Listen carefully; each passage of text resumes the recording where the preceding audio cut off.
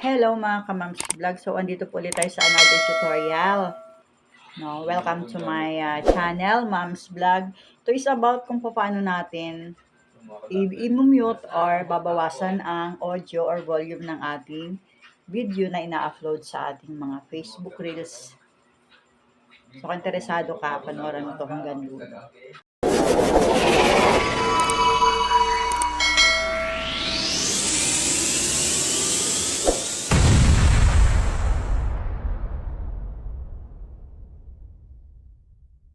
Ito tayo sa ating mga CapCut.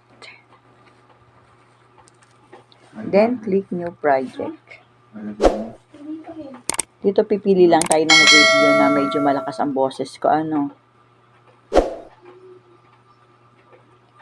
Hanap tayo ng maikli lang na video. Halimbawa, this one. Click natin, then click Add. Ayan, before natin yan i-edit, punta muna tayo sa aspect ratio. 9:16, then click check. Dito wala na yung watermark na kamams vlog. So, proceed na tayo dun sa pinakang main ng ating video. Kung paano ba natin babawasan or i-mute ang video na to. So, kung mute ang gusto nyo, pwede na ma-direct nyo na dito. Dito sa gilid sa muted. Then, kung babawasan nyo lang yung kanyang audio or yung kanyang sound, click lang natin yung video para lumabas ang volume. Click natin yung volume.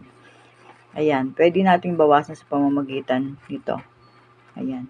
Pwede rin nyo ring i-mute. I-zero na dito din.